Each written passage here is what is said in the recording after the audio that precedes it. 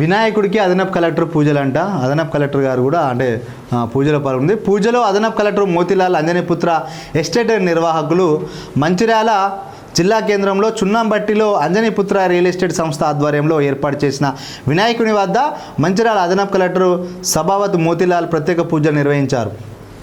అంజనీపుత్ర సంస్థ చైర్మన్ గుర్రాల శ్రీధర్, ఎండి పిల్లి రవి, ఎగ్జిక్యూటివ్ డైరెక్టర్లు ఎస్ కిషన్, సదానందం తదితరులు పాల్గొన్నారు. ఇక్కడ అంజనీపుత్ర సంస్థ వాళ్ళు గతం కొన్ని సంవత్సరాల నుంచి ఈ యొక్క అంజనీపుత్ర సంస్థకు సంబంధించిన ఆ యొక్క చైర్మన్ గుర్రాల శ్రీధర్ కానీ, ఎండి పిల్లి రవి కానీ వీళ్ళు చాలా వినాయక మండపాలు వారంటే కొంత వీళ్ళు ఎక్కువగా కనిపిస్తారు. అంటే జిల్లా మొత్తంలో మందమరి, రామకృష్ణాపూర్, శ్రీరాంపూర్, నస్పూర్, ఇందారం, జైపూర్, మంచిర్యాల ఎక్కడ చూసినా వినాయక మండపాలకు సంబంధించి ఆ వినాయకుని షెడ్డుకు అంటే రేకులు ఇవ్వడం కానీ, ఇనుప రైల్స్ ఇవ్వడం కానీ, ఇటుక ఇవ్వడం కానీ, గుడి నిర్మాణానికి సంబంధించి ప్రతి వినాయక మండపానికి 50,000 నుంచి ₹1,00,000 ఇచ్చిన సందర్భం. చాలా చోట్ల అన్నదానాలు కూడా చేస్తుంటా అంటారు.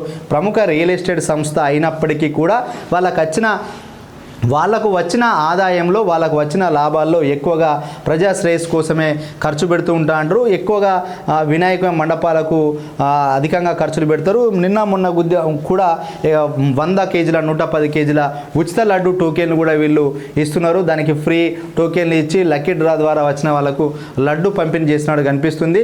కొన్ని రియల్ ఎస్టేట్ సంస్థలు మాత్రం అంటే ప్రజలను జోచుకునే పని చేస్తే మరి వీళ్ళకు వచ్చిన లాభాల నుంచి సమాజ శ్రేయస్సు కోసం డబ్బులు ఖర్చు పెడుతున్నారు. అందుకే వీళ్ళ గురించి కొంత ప్రముఖంగా చెప్పాలి. ముఖ్యంగా మా రామకృష్ణపూర్ పట్టణంలో కూడా హనుమాన్ నగర్లో గుడికి వీళ్ళు డొనేషన్ ఇచ్చింది కొంత, అక్కడ మండపానికి సంబంధించి. అదేవిధంగా అబ్రామ్ నగర్ దగ్గర కూడా అక్కడ కూడా గుడికి డొనేషన్ ఇచ్చారు. ఇంకా చాలా గుళ్ళకు కూడా వీళ్ళు డొనేషన్స్ ఇచ్చి ఆ యొక్క రూమ్ నిర్మించుకునేందుకు షెడ్డుకు రేకులు, రైల్స్ ఇచ్చిన సందర్భాలు ఉన్నాయి. దాదాపు ఈ యొక్క వినాయక సీజన్లో వీళ్ళు ఒక 20 నుంచి 30 లక్షలు కూడా ఖర్చు పెట్టి వాళ్ళ యొక్క భక్తిని చాటుకుంటున్నారు. కాబట్టి అంటే వీళ్ళు చేసే వ్యాపారం కూడా కొంత న్యాయబద్ధంగా ఉన్నది కాబట్టి, ఎక్కువ మంది కష్టం ఉన్నారు కాబట్టి వచ్చిన లాభాలు అవి కూడా మళ్ళీ ప్రజలకు వచ్చేటట్టుగా చేస్తున్నారు కాబట్టి వాళ్ళ గురించి చెప్పుకోవాలి.